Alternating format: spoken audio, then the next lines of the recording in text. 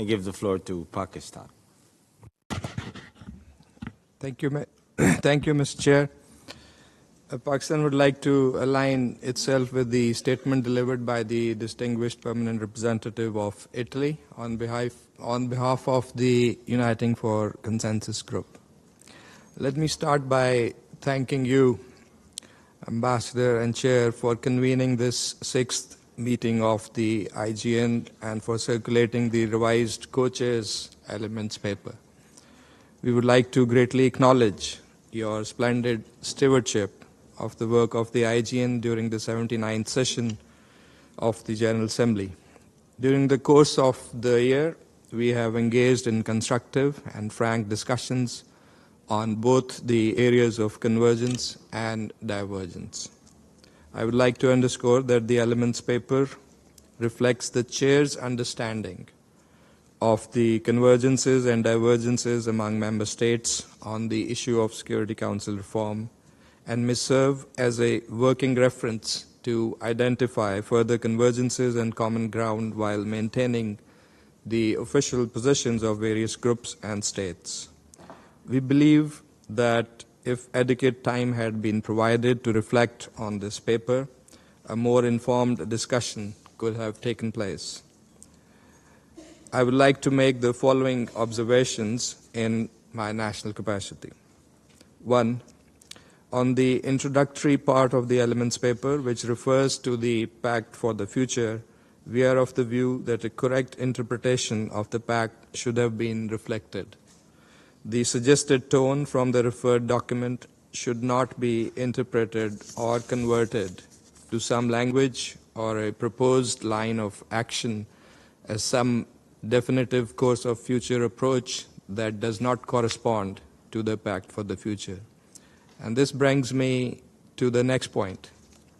We strongly feel that the formulation related to the consolidated model in the introductory part has not been reflected in the true spirit of the Pact for the Future. The language that consolidated model is now a clear objective for the IGN is somewhat prescriptive, which is contrary to the spirit of the Pact. Clearly, the Pact clearly states that a consolidated model must be developed based on convergences among the 5 clusters and models presented by the member states. Let me recall that IGN is the only platform for discussions and negotiations on Security Council reform. The mandate for the IGN has been given by the General Assembly itself. And in this regard, 2 documents form the bedrock of our process. That is, Resolution 5330 and Decision 62/557. Our process should be tightly anchored on these documents. We therefore propose that necessary changes be made in the paper. Thirdly, we believe that paragraph 7 of the elements paper on the review clause needs rewording to reflect a balanced manifestation of the discussions. In its current shape, it incorrectly states that the member states support the inclusion of a review clause in the reform of the Security Council. We would like to point out that some delegations expressed that they do not favor any approach that would entail a review clause as a vehicle to the benefit of some individual member states or that would lead to a piecemeal reform. Fourthly, a correction is required in the paragraph 18 related to the presence of new members in the Council. It is important to recall that the criteria provided for in Article 23.1 of the United Nations Charter refer only to non-permanent members. We would therefore propose adding the qualifier elected after the words new to avoid any misunderstanding.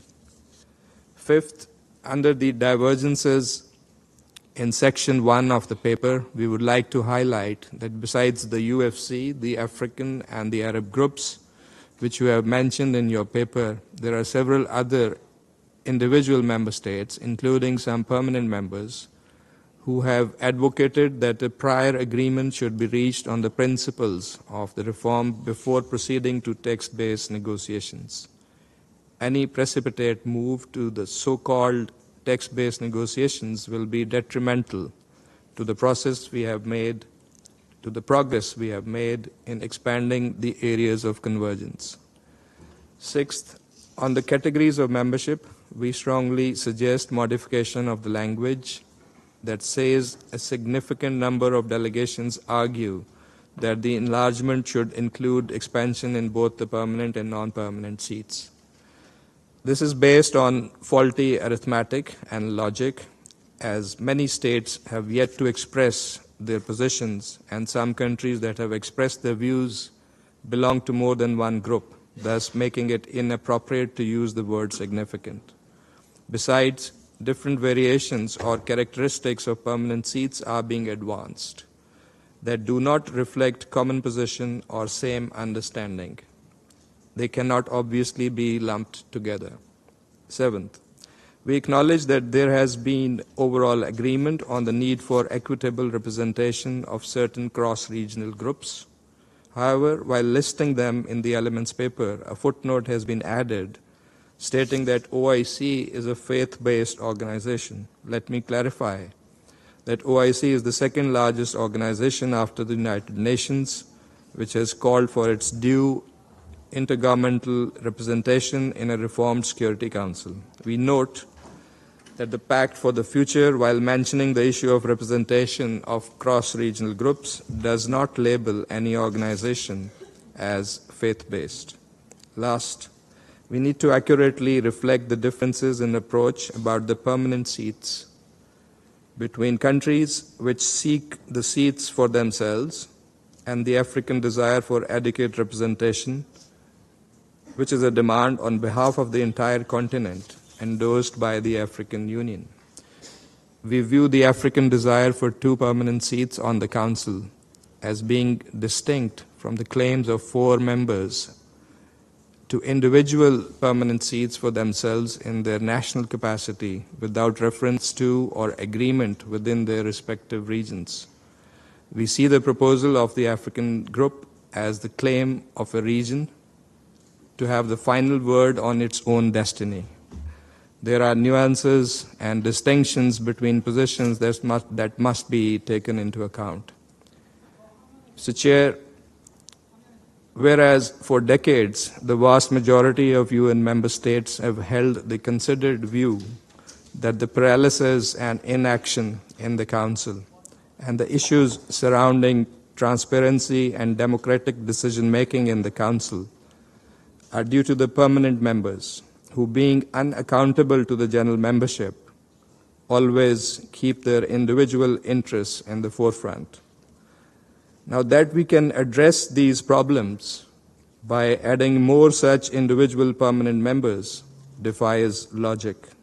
No doubt, such demand has proved to be the major stumbling block for an early reform of the Security Council. In conclusion, Mr. Chair, we once again commend your work. We hope that due consideration will be given to our suggestions to have the elements paper accurately reflect the state of play. IGN is the sole format in which we should promote the discussions on Security Council reform. We should do our best to promote early agreement, but there is no artificial deadline or time limit to reach a consensus on reform.